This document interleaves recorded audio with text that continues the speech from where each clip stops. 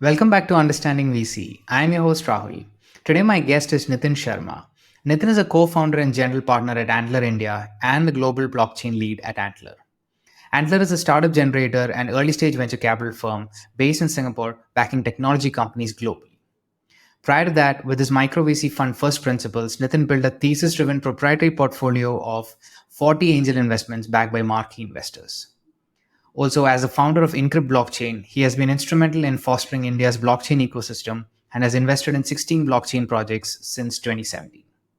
Now, let's talk to him. Hi, Nitin. Thank you so much for joining me Hey today. Rahul, pleasure. So, I know that you got a scholarship to study in Singapore. Was that the SIA scholarship? Yeah. It was 1998. The world was very, very different. There was really no internet the Yeah. way we use it today. And, I grew up in a very middle class upbringing in India and was on the track to do IIT and IAS. And that was my sort of view of life. And somehow I ended up getting this scholarship and that changed my life quite a lot because I ended up going to Singapore to finish grade 11 and 12. And that's what opened up a lot of new horizons after that. Yeah. I'm curious. You always, I think, one constant theme that I've noticed listening to your podcast and also the things that you've done in your career, impact is a common theme. Uh, was that because your father was in civil service? He worked for the government for all his career in a nationalized bank. I think somewhere yes, perhaps comes from that, but I would not call that a static definition because the definition of impact has changed a lot over time. When I was growing up, I thought impact meant you become an IAS officer and you IS try to officer. correct the corruption and injustice, and that was my view of life. But later on, as I ended up in Singapore and the US, and very grateful for the experiences I had, I realized that technology and startups and entrepreneurship are actually very powerful ways of solving problems and creating an impact. So the definition changed. But yes, it matters to me. It matters to me that my work is somewhat doing some, my small bit I'm doing to advance sort of impactful technology and social causes. Yeah. I'm pretty sure you're pretty good at studies, but then curious to know what were your hobbies growing up?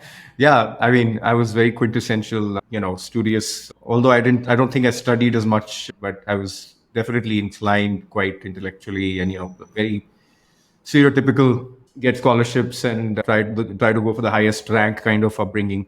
I mean, I enjoyed doing things that other Indian kids did and playing cricket and socializing. And, there really was not much more at that time. I think today's kids today have so much more in terms of hobbies and exploring interests. We played in the dirt and played cricket and soccer, and that was it. I collected stamps. Yeah. That's Yeah, me too. That's not a thing anymore. yeah. It's not. Who sends mail anymore? Yeah. Yeah. So this was in Delhi or? No, actually, a few different places: Bombay, Ludhiana, Chandigarh. My dad moved around, so most of my childhood was spent in the north. And Okay. then I Okay. was in Singapore from the ages of 15 to 17, and then 12 years in the US. Yeah. Yeah. So you joined the VC industry in US, right? At that 2008 financial crisis time, right? Yeah. Yeah. So what was it like, joining VC industry at that moment?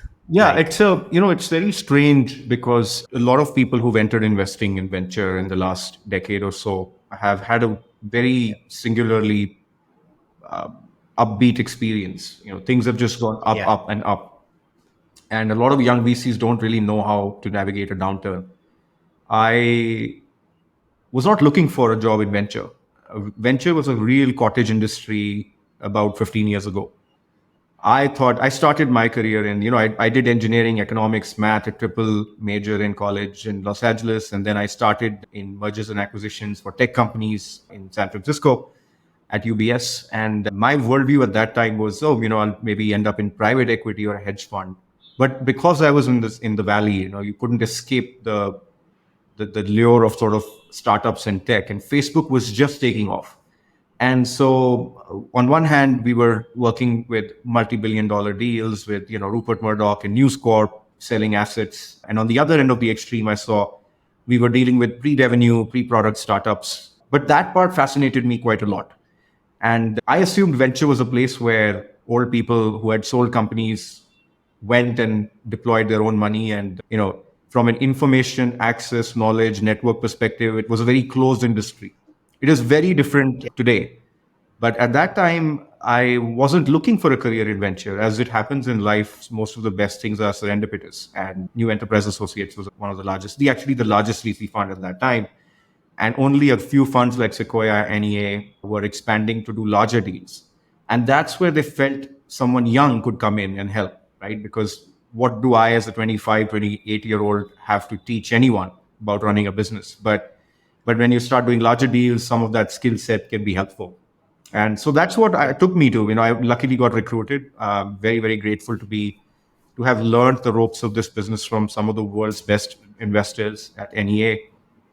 And really, just the learning curve was so steep. My first meeting was my first day in venture.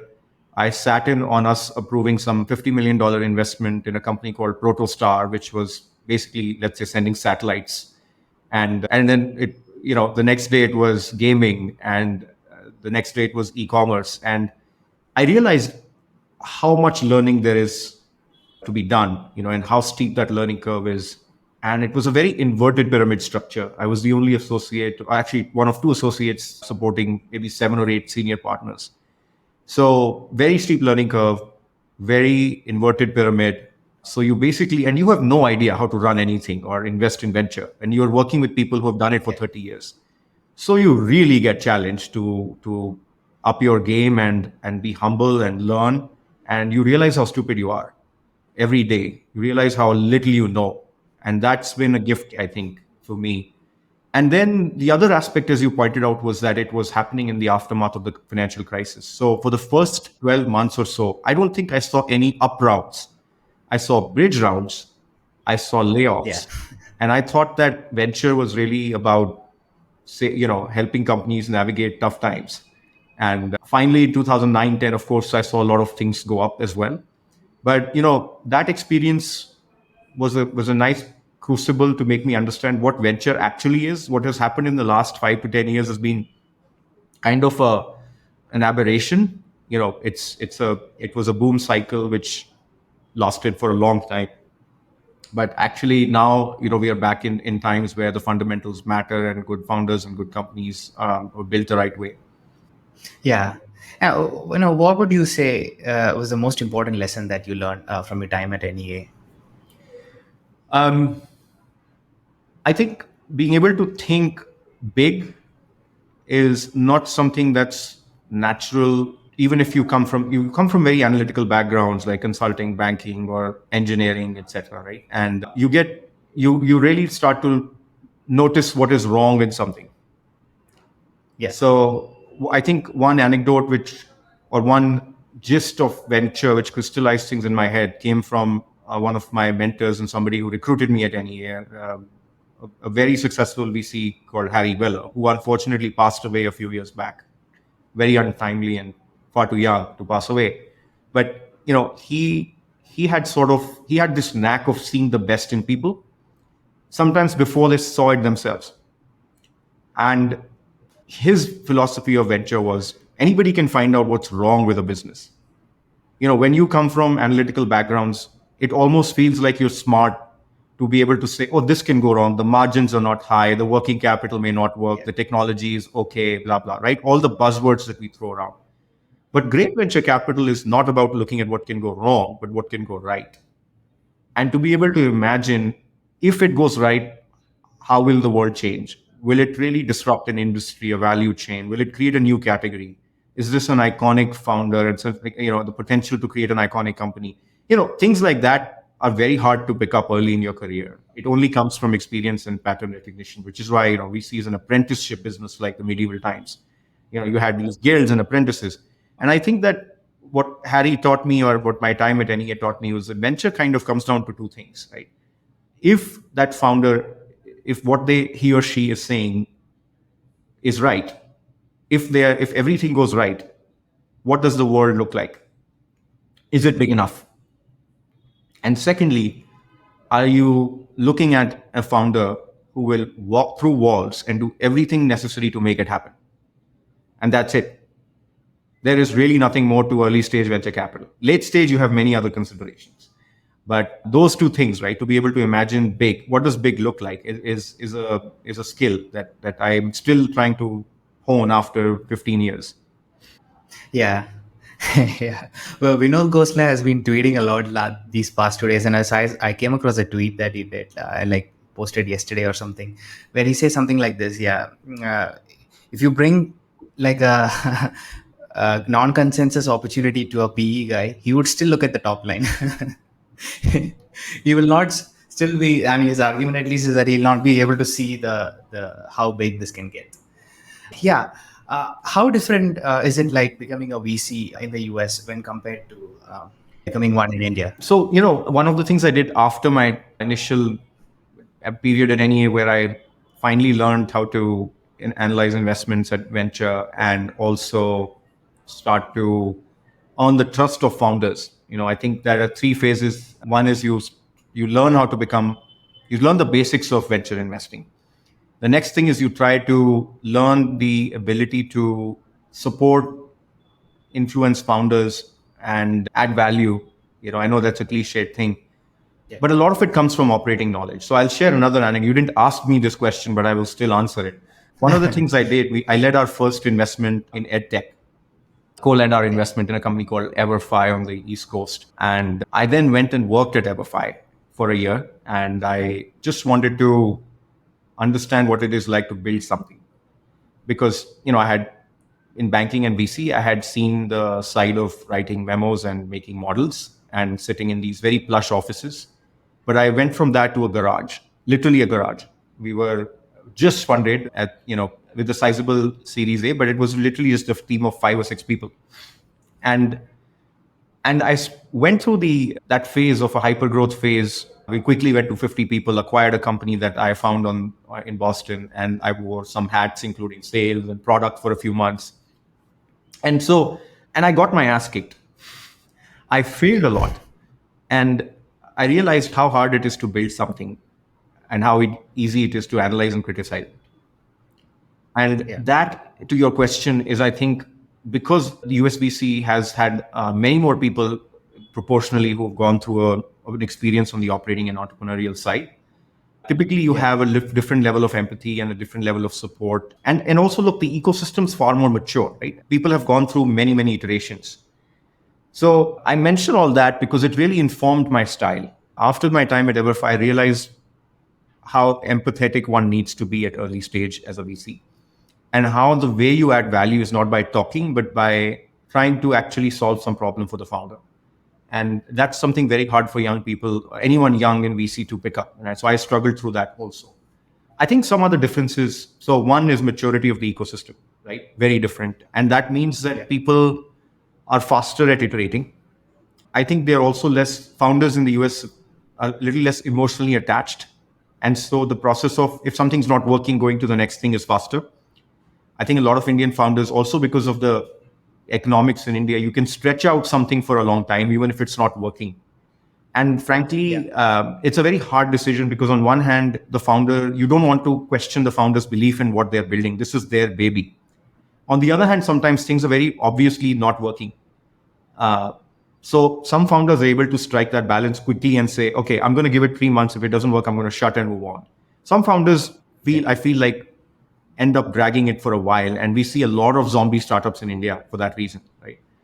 I think thinking big is another difference. There is a reason why we still don't have sort of, I'll say something and I'll caveat it. We still don't have sort of crazy levels of ambition, right? But it's changed a lot. I just finished 10 years last week of coming back to India. When I moved back, almost every pitch was X for India, Uber for India, Tinder for India, Amazon for India, you name it, right? And copy paste was sort of the default. I don't see much of that today at all.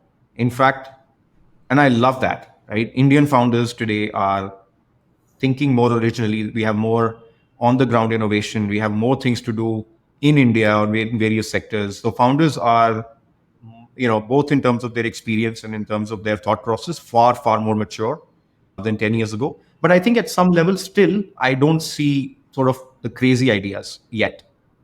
right, which will be sort of truly industry changing. They're there, but proportionally few. And I think finally, I would say, the economics of the venture industry are also very different, right? Even with all the changes in the markets in the last few years, with more IPOs happening, more liquidity, it's nowhere in comparison, right, to the pace at which companies scale and go public or have outcomes, which means that that's important because it reinforces belief in the venture asset class. When Yeah. outcomes happen and money is recycled to LPs, it makes a big difference, right? There are some fundamental challenges to the economics of venture capital. Should we have 10-year funds? Is that enough? Maybe India should have 12 or 15-year funds. Maybe companies in India should list sooner, even if it's smaller outcomes, right? I don't know. I think this is all evolving, but structurally, there are challenges which also are opportunities in India. What do you think are some of the things that founders in India don't understand about VCs? That's a good question. I do this workshop for our residency founders at Antler, and I'm happy to, like to chat more about what we are doing at Antler differently in a bit. But what I realize in those sessions is, so think about it this way: 30,000 founders have applied to us. That's a massive funnel, and that's just the last 2 years. And we've invested in maybe 40 companies, right? So you can imagine that 99% of the time we're saying no. I mean, more than 99% of the time. So, and this happens across the board at other VCs in different ratios. And so a lot of founders are very disillusioned, right? Why? I have a good idea, I can have a good business, and why would a VC not fund me? And it creates a really negative image of venture, and some of it is justified, but some of it is not. I think what entrepreneurs don't understand is the math of venture capital, the math that goes into the thinking about how a fund is constructed, and the LPs, on the other hand, who fund venture funds, what the expectations are, right? So I do this 1 or 2 hour session where I walk founders through, okay, if any sales process, you should know your customer. In the VC sense, do you understand your customer's mindset? What are their numbers? What are their constraints? Who have they gotten their money from? What do those investors expect? And when you go through this, right, to cut to the chase, you realize that venture capital is fundamentally aviation or rocket fuel. And people have heard that analogy, but don't internalize it. It's meant for a certain type of business trajectory. You don't put aviation fuel in a car or auto rickshaw.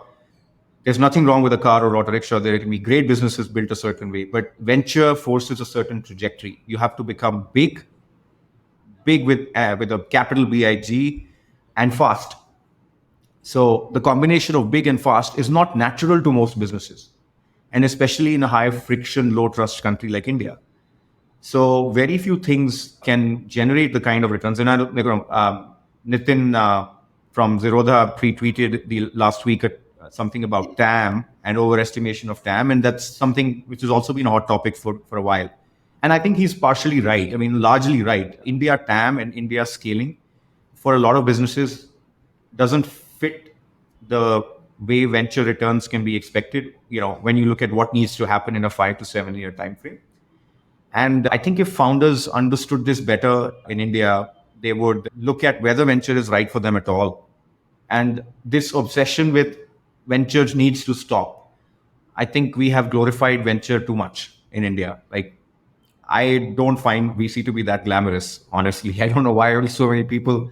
I think it's a service profession. I think you are serving founders, and raising money is like being at a petrol pump, and you refuel and you move to the next stage. And so I don't think that a funding round is necessarily that much cause for celebration.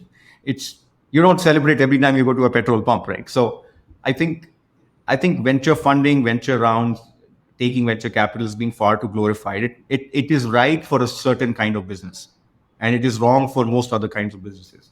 Unfortunately, it is the general paucity of other options that make people look at VC, and then they get disappointed when either it doesn't match, or even if they get funded, then the VC tries to force a certain growth trajectory, and that's not natural to the business in most cases. So it's not an easy problem to solve. I think we need many more other types of funding models. But look, I can only do what I can do from my vantage point in VC, and I would advise founders to think very hard before they sort of go down the VC path. Yeah. Yeah. So you worked in a edtech sector. I just want to go back to edtech for a bit. We're curious to know why you're interested in edtech in general. And there's also that question, especially in the US, whether that's a venture backable sector. So I became interested in it again. Like most things in my life have been accidents. In 2010 or 2009, I was reaching that third phase of my journey, and like as an associate, say, okay, what are the new spaces I can look at? Now, I was at a fund which was one of the largest in the world, and there was nothing that I could, as a young guy, find. But it occurred to me that we had $1 trillion sector where NEA had not done much, and for good reason, ranging from regulation to sales cycles, etc. And that was education. And so I started to see that there were some very large online businesses, like from the University of Phoenix's to virtual schools that had come up in the US. And it's sort of a counter cyclical or acyclical sector that historically does better in downturns. And so when 2008 was a downturn, a lot of people were going back to school. And so and more you realize that with the cost pressures at schools, technology was becoming important. And I just felt that there was an inflection that for a long time, this sector that had almost looked down on software and technology and had very traditional beliefs about how teaching and learning should happen was evolving. And before from K-12 and college, there were some very interesting companies, new businesses getting created. And then, of course, when I turned to Asia, there was a completely different set of math, right? You had much more of the spending happening from the consumer pocket. In the US, EdTech is funded with federal taxes for college and local taxes and state taxes for K-12. In India, private expenditure is a much, much bigger percentage. Same with other parts of Asia. So it just felt like a sector which was very ripe for innovation to come out of Asia, and also for some very big things to happen in the US. Anyway, that's how I got started. And I always was very fascinated by pedagogy and from a social impact perspective as well. I was very interested in it. So I looked at a lot of things in EdTech in the US. In India as well, I helped a venture get started. And then later on, as I was investing at First Principles, which was my micro VC, made some other bets. So I wouldn't say that I'm an EdTech focused investor today, but I continue to. In fact, I believe right now is a good time for EdTech, because I think with what's going on with some of the larger players, people are writing off EdTech. But if there is one thing India will pay for, apart from games and gods and Bollywood, etc., it's education and the promise of a better life and better employment. So I think fundamentally and I was talking to Zishan, who founded Topper, and he made a good point that the combination of high margin, high quality, and sort of low CAC is very, very hard.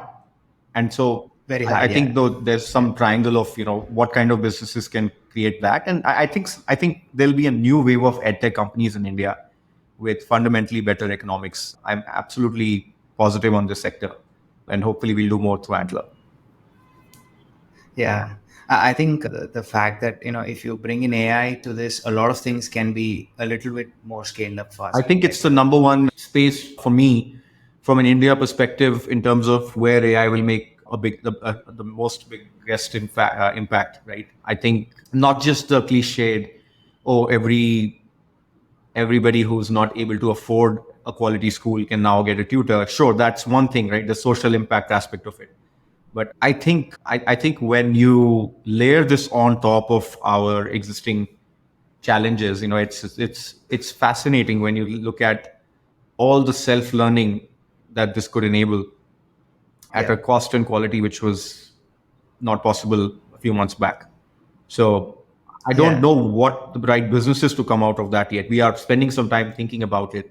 But I think education, I think generative AI applied to education is a far more interesting area than some of the other things I'm seeing right now. Yeah. And I've also heard you talk about, interest in working on education policy in the country on a different Someday. podcast. So Yeah. Well, what would you do? Oh, that's a Rahul. That's like a separate hour-long podcast. I'm not an expert on pedagogy, but I just think that I think everything needs to be relooked at. Why we have certain curriculum and certain grades? Have we thought of actually matching that learning to 21st century skills? Have do we? You I don't think, to the best of my knowledge, and I may be wrong. Like no one's done a very thorough assessment of whether what we teach is applicable in the world of today, right? And I'm not for like eliminating curriculum in en masse in a big way, but I think that it just needs to be relooked at, right? And then of course the outcomes are just not working, right? I mean, I think while we keep talking about the demographic dividend, I'm very concerned about sort of the educational outcomes that the vast majority of students come out with. I think most of the Yeah. degrees don't mean anything. They're just pieces of paper.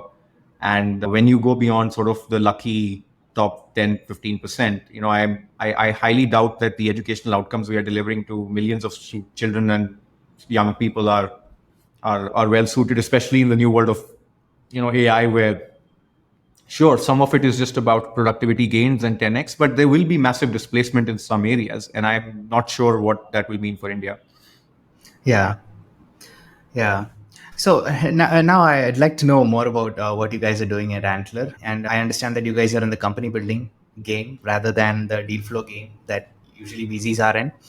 Yeah. So a couple of things, like how do you think about, reducing the cost or having a lot of experiments done in trying to create a lot of startups? Yeah, so just for quick background, right now with my co-founder Rajiv, who built Urban Ladder and has gone through a fantastic founder journey, I combined sort of my investor journey to start Antler India, which is the brand, of course, is part of a global brand of Antler, which was started by a gentleman named Magnus Grimland in Singapore. We are a 5-year-old global venture platform, which may be the fastest growing. We are in 25 countries, 25 cities already, and we may be the only investor that is physically present in so many places. And the reason for this is we are trying to create a network of funds and teams in various countries that are focused on the day zero investing, as we call it, which is really to help people start companies, right? We don't think of ourselves as in the deal flow game as much as in the company creation game. We think those are the problems which are not solved yet. Money later on is abundant, but a structured way to early stage investing has been missing. And that's what we are trying to create with various funds. So for example, in India, Rajiv and I are really focused on. We started in back behind the scenes in 2020 and launched in a full-fledged way in 21. And really, we asked ourselves, what is missing? What do the founders need? And we realized that at that -1 to 0, as we call it, when someone's thinking about starting a company, there are some pain points which are right now being not addressed or addressed in a very fragmented way. So we work and respect with a lot of angels and micro VCs, and I ran a micro VC myself. So I think there's a great ecosystem and there are some great people, but there isn't a structured way of doing this as a platform, as an institution, right? And so we have a lot of people who are solo GPs and micro VCs, and that's great. But we want to be that platform where a founder can begin their journey in the ideation phase, solve problems like validating an idea or finding a co-founder. And those are things which nobody else is doing or doing the way we are doing. And then we also become their first believer at pre-seed. We give them capital before sometimes a line of code has been written, and these are significant amounts like 300k, 350k, sometimes even before they finalize the co-founder or an idea. And then we want to be their partner for 4, 5, 7 years. So we have a capital structure that allows us to invest in pre-seed and seed from this fund, and we have a continuity fund that can also invest in series A's and B's in those companies. So that's a little bit about, and the other part of it is plugging all of them into a very global network on day one. So we have a lot of founders building in India for India problems. We also have a lot of founders building for the world from India in areas like AI and SaaS, vertical SaaS, dev tools, climate, Web3 infrastructure. And in all these areas, the world is very different today than it was 5 or 10 years ago. If you started a company 5 or 10 years ago, you may have had the mindset of like building a certain product for India, building a team for India, and then thinking about going global. Today, you have Gen Zs become founders. You have people think very differently about all this on day one, and a lot more global ambition. And India is a fantastic place to build these kinds of startups. So, but what really helps is if you are plugged into a very global network on day zero, so that you are thinking about your product differently, you're thinking about your team DNA differently, right? So that's what we are enabling by stitching together all of these Antler funds in one powerful global network. So we have hundreds of startups and thousands of people who can be accessible for as a customer, as an investor, as an advisor, and so on and so forth, right?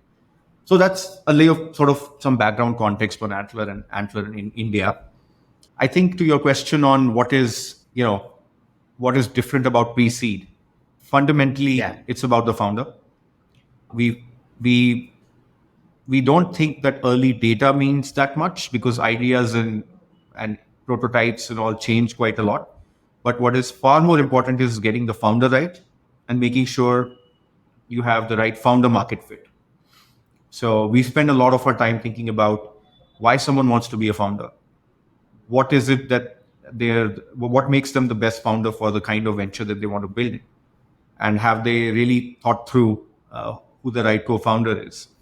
And so we focus a lot more on these foundations before the building is built, and we think that that's a very very important phase. And if you can go in with a lot of clarity and conviction around the why of why you're doing it and the who of who you're doing it with, then the what and the how becomes easier. Yeah. And you're mostly looking for future founders in colleges, or? No, I mean, we want to democratize entrepreneurship. We really do. And that's sort of the mission of Antler. So I'll give you some examples. So, 30,000 applications from all over India, a lot of people from tier two, tier three cities also. We really try really hard to start with no bias around founder backgrounds. Those who Yeah. end up in our cohorts, and then of them, those who start companies and those get funded by us, it's quite a mix. We have a persona of someone who so for example, I think this year we have committed to 9 or 10 investments, and all of them have been repeat founders. So Antler is not a place only for sort of first time founders. We actually see a lot of repeat founders. One stat that surprises some people: if I were to ask you, look at the 1,000 unicorns in the world, what percentage of them had founders who had never worked with each other before or gone to school together? Because conventionally, people will think that most successful companies are created by a team that went to school together or worked together. And so maybe your guess will be like, well, maybe 80%, right? But actually, 34% of founders, actually maybe 38, I think, is if you look at the unicorns, right? 38%, at least a third, had not worked together or gone to school together. They came together for the purpose of starting that venture. And then they got to know each other for a few months and started working together.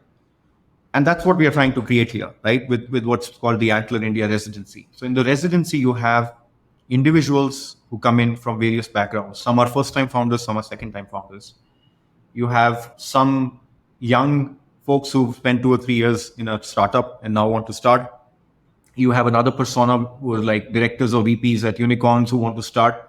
You also have some people who spent a long time in a corporate career and not been in a unicorn, who have some unique insight and want to partner with a tech co-founder to start something. So it's a mix, Rahul. It's quite a mix. We don't start with any bias. I think great founders can come from any of those backgrounds. We also have something called the Antler India Fellowship, which you talked about, I think, which is specifically for college founders. That's a grant we give. It's not, some people call it the Thiel Fellowship of India. That's nice, but it's not meant to make people drop out of college. It's meant to give them a grant to experiment. And then if they want to pursue a venture, then we can look at investing in those ventures as a first believer. But it really is money for them to go to their mom and dad and say, listen, mommy, I have these folks who've selected me out of 2,500, 3,000 people. They've selected 5 or 6. I'm one of them. And they are giving me some money, which is, let's say, 1 or 2 years of salary. So Yeah. Please let me just do my startup, and I don't want to work in a job. And that kind of gets over the fact that a lot of students have financial pressures or may have a loan, and that gives them their parents like confidence to support them as well. So that's sort of our initiative to democratize entrepreneurship outside of IITs and BITS. Also, we have a lot of students from there, but we also have students applying from 700 other colleges in 375 cities all over India. So it's quite a range. Yeah. So beyond democratization, the goal here is also to reduce the cost of, you can call it the experiments of trying to build a startups, right? Do you see it that way, or? Yeah. So I know you asked that earlier. That is part of the goal, right? So it happens in a few ways. One part of it is again the team. You can run the same experiment with the wrong co-founder and it will fail. So I think one way we try to minimize the risk and maximize the speed is the right kind of team coming together. By the way, just to be, we also invest in existing teams directly. It's not that we only invest in individuals and make them form teams. That's one way, that's the residency. And we also invest directly in teams which are existing teams. But so one is the team. The second is the cohort itself becomes a very powerful way of getting feedback. So one of the things that you notice is if people are just sitting in a cafe and ideating on something and organically talking to a few customers, and they don't realize that they could do this faster and more efficiently. You put 60, 70, 80 of these people in a cohort in a very structured setting, and you set some timelines. They draw a lot of inspiration and support from each other. So the cohort itself becomes a mechanism for them to test their hypotheses, get feedback from other founders, and move faster. Right? And then the third thing is sort of idea validation in a structured way involving our team. So I mentioned the session I run, which is around venture scalability. Rajiv does the session. Our team members are many of the leads are ex-founders themselves. So we do a lot of it, in a 3 to 6 month time period. We do a lot with pretty much every team that gets formed to give them feedback very quickly on what makes their idea less venture scalable or more. And of course, we don't force any way of thinking. We just tell them this is what's going to be a risk. And I think sometimes founders have really appreciated quick feedback so that they don't go down and waste 3 to 6 months and running into a wall, right? Because we have seen so many similar situations. So you can share that pattern recognition. And I think so as a combination of those three things, we certainly feel that your clarity of validating your ideas is strengthened in this process. Yeah, yeah. And earlier you mentioned about the Zerodha founder making this argument that we completely overestimate a lot of these opportunities in India, and it's partly the fault of VCs as well. I'm slightly on the fence with this because it's not just in India, right? In US also, this keeps happening all the time. And if you look at SoftBank, they have overestimated a lot of things. And another thing is also the size of the funds, right? That force you to do things like this. Yeah, agree with all of that. But there's another argument that you made where you mentioned last year that we are overestimating the number of opportunities. That I believe is true, because at any given point of view, you can't have if you look at historically also, there are not many large outcomes beyond. Yeah. So look, it's as they say, India disappoints both the optimist and the pessimist. I think a lot of things in India are overhyped in the short term and underhyped in the long term. So, and look, I think I talked earlier about structural problems in terms of venture returns, how fast companies go to public markets, all of that. But I'm obviously one of the biggest believers in the India story, and I think that those things will also correct, right? I try to be balanced about it, but I think we have to be very optimistic. And venture and startups require sometimes even slightly delusional optimism, right? And I think that I look at a lot of counter examples where change has come faster than you would realize. I mean, UPI, fintech being probably the best example, or also just how quickly behaviors have changed around at least the top 5-10% of India, urban India, right, around technology adoption. I mean, I look at 5 to 7 years ago, if there were so many naysayers about nahi India mein nahi chalega, right? It will not work in India. Consumers will never on shop online in that way. Brands cannot be built on digitally in India. How will people trust a new venture startup? The big conglomerates will destroy everything. There is no opportunity for venture backed startups. Talent in India is not good enough, right? We can never build world class companies. India can only be a services destination. All of that is junk, right? So I think that I think either extreme of sort of thinking, hyping India too much, or not believing that some of these things are possible is incorrect, right? So I actually have a belief that in 5 to 10 years we will be very positively surprised in some areas. And what gives me confidence is also how quickly physical infrastructure is catching up to the digital infrastructure, if you will, right? Like I think India has probably, at least in the major cities now, we probably have the world's best digital infrastructure or comparable in many cases, right? Payments and logistics and delivery, e-commerce, etc. We don't have physical infrastructure that's world class, but I think it's catching up a little bit, faster than what had happened in the past. So, and then you look at what's happening in the world geopolitically and all of that, right? So I think I'm more bullish on India than I was earlier, in a Yeah. way, right? And I'm very bullish on some of the new things that are coming out in digital public infrastructure, like ONDC, and we've gone very very early, and we've published a thesis and done some investments already in that area.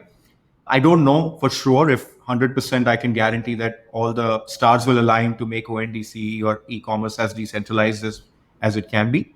But I think if it does, then you have a very, very significant tide that can lift many, many boats. So I think you have to look at what new is possible rather than look at the constraints, right? One other example, which I think right now Web3 is obviously dead in people's minds, but I still look at Polygon.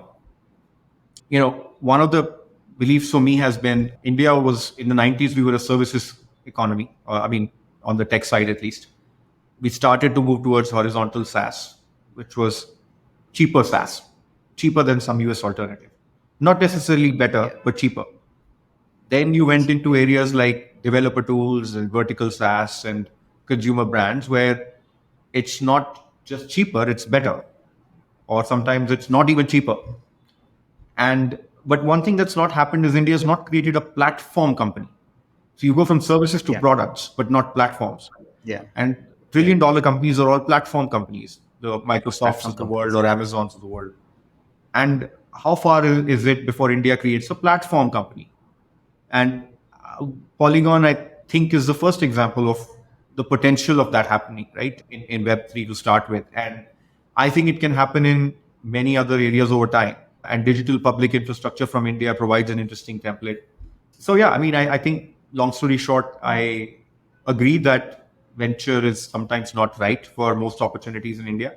I agree that TAMs are overestimated. I agree that you have fewer billion, multi-billion dollar ideas coming out from the founder universe right now.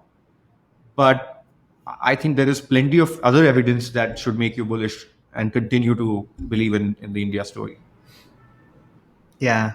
And you mentioned about the lesson that you learned from any, but job of the VC is to be see the optimistic side of things, right? And to see where Early what are the stage. Yeah, the possibilities. early stage part. Yeah, Yeah. I mean, believe in great founders and just support them and just watch what happens. And you have to be, Yes. venture as a career is a very strange career. You have to be very, very patient. If I, since I've been waxing philosophical on a bunch of things, I'll give you some tidbits on this as well, right? It looks like if you think about venture, it's a very strange career, which is why I advise most young people to not consider venture. I stumbled into it and I love it, and I'm now at a stage where this is what I do. But I encourage most people to think harder about operating businesses and building something. rather than getting fascinated by venture, because it's a very strange career with very long feedback loops. It takes 5 or 10 years to for something to become successful. Second, it's mostly luck. And I know that's a controversial statement, but I personally believe that most successes have too much more luck involved than meets the eye. I've seen fantastic VCs work very, very hard, think the right way, end up with some failures, and vice versa. Somebody who's not that stellar seems to strike some home run. And I think it's because a lot of the factors that go into whether a company becomes mega have to do with external factors outside your control over a period of 5 to 10 years with hundreds of variables. So it's mathematically impossible to engineer too much success. I think luck is a big factor. Third, your entire journey is dependent on how founders perform, right? So it's not something you fully control. And it's a services profession, right? So I'm saying all this not to dissuade people from, and I think I'm very grateful to be in venture, but I want to say this because uh, I think too many people have the wrong impression of what VC is, at least early stage. So you should know all this. And even then, if you feel like this is the career for you, should you go into it?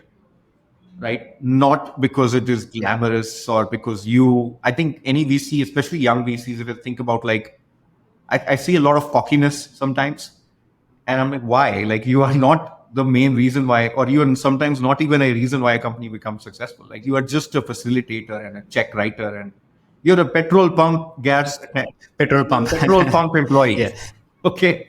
And that's wonderful. There is nothing wrong in that. But that's what you are, right? So I see a lot of young VCs sometimes I mean, look, I've just been humbled over the years. And I don't think there's any reason for cockiness in the venture world. So yeah, but you're right. I mean, that job of the VC is to still believe despite all of this. Yeah. And you mentioned ONDC and Web3. So I see a parallel between Web3 and ONDC. Any Web3 marketplace, at least in theory, can unlock a lot more of value than the existing marketplace, right? So love to know your thoughts about ONDC. It's a great question, very nuanced. Yes. See, ONDC doesn't start with decentralization as the goal. ONDC, I think, in my mind, starts with the idea of enabling all the various sellers who are not selling online today to come online and to enable a different value chain and a different cost structure.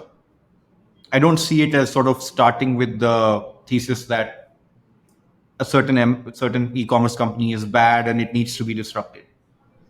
So that's a very important thing to understand.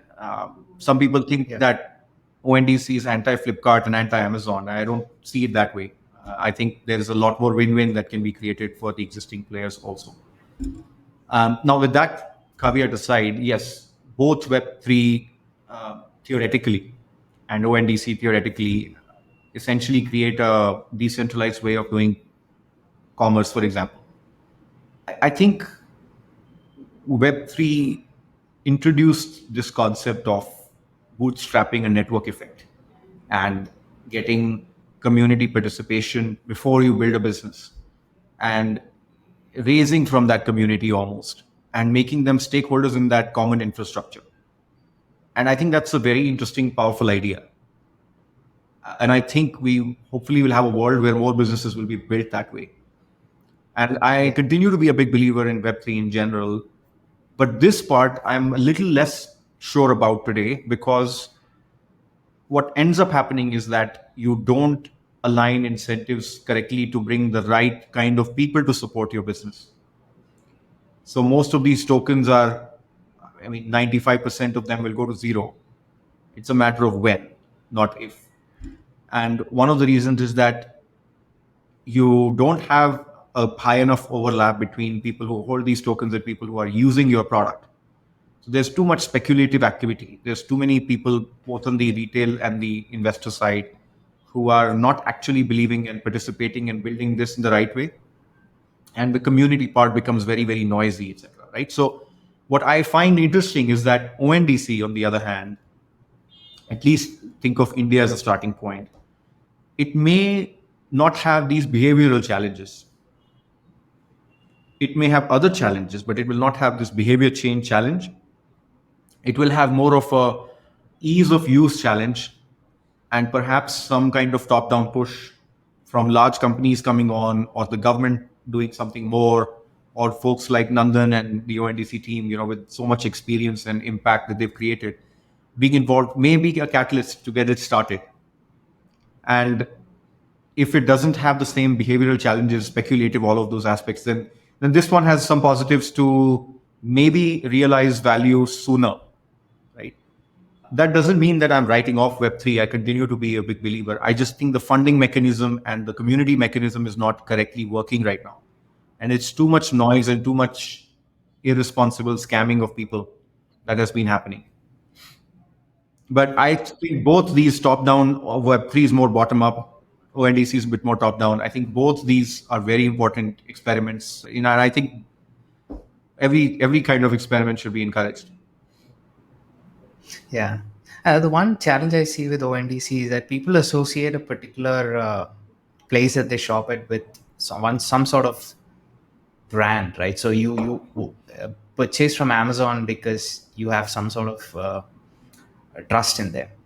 With ONDC, that goes away, right? So then it's very difficult to get people to. No, it doesn't, Rahul. I mean, we'll see how this evolves, right? But the theoretical or the conceptual answer right now is that you will have buyer apps, you will have seller apps, and you will have infrastructure connecting the two, which is called TSP, technology service providers. And that those may be in logistics and reconciliation of payments and so on and so forth. A lot of the glue in between.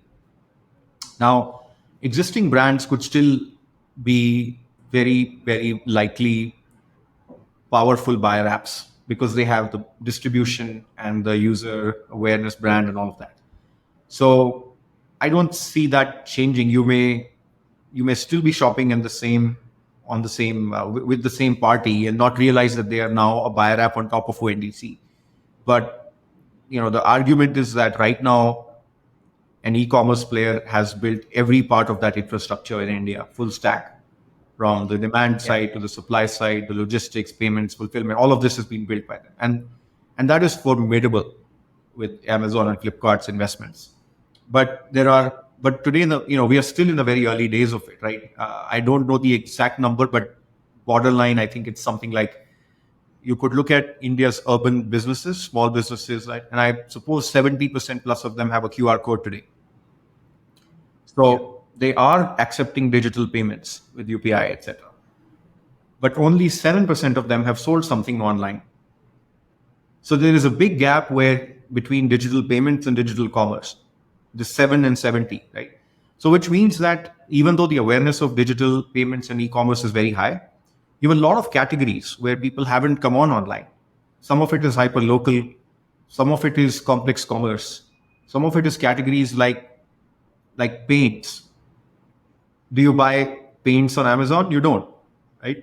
So there are certain categories which haven't come online, and there are some complex cases which haven't been solved by e-commerce, and there are also some B2B cases which haven't been solved. And ONDC provides an interesting template to experiment around all these things. And maybe I look at it as a market expansion story rather than competition, right? When we take that 7 to 70 and have every category of commerce possible be online, wherever it makes sense. So, a lot of questions and things to be worked out right now, but we think that it's a very, very interesting framework. And we would love to see more and more founders build companies here. Yeah. One last question. Where do you see Antler India specifically in, let's say, 10 years' time? Well, Rajiv and I would like to believe that, we can play a meaningful role in being that first layer when people start companies. We want to be that place where people think of when they are beginning to think about a venture. We would like to believe that we, in 10 years, hopefully have helped the creation of thousands of startups, because, a lot of startups get created in our programs. It doesn't mean that everything gets funded by us or by anyone else, but it's still a great thing to know that we are helping people start companies and form teams and all of that. So I think we expect. I don't have any master plan to share with you of numbers, but I would like to believe that we'll have a very national presence. We will have impact across the country, and many more people. Thousands of ventures hopefully getting started, and hundreds getting funded by us. And then finally also that we build a very powerful way to connect Indian founders into a very global network, so that on day one, if you're starting a company in mental health or digital public goods or AI or Web3, that you are immediately accessing 20 other founders who are building something similar in other markets, and you're building your community online and offline, so that you start with a very powerful family almost. And you are also hopefully finding through our platform your first customers. If we can deliver this kind of value, I think it becomes a very powerful way for founders to jump from that -1 to 0 and 0 to 1. And then we hopefully will continue to support them for many more years in their journey. It would be nice to also, look in 10 years, be able to say that we've democratized entrepreneurship for certain types of founders who don't get fund, who haven't historically been catered to in a specific way. So it could be college students, could be, we'd like to see more women founders, many more. And we'd like to see more people from smaller cities also apply and get funded. Yeah. This is wonderful, Nitin. Thank you so much again for taking the time to do this. Absolutely. Likewise. Thank you, Rahul. Really enjoyed the chat.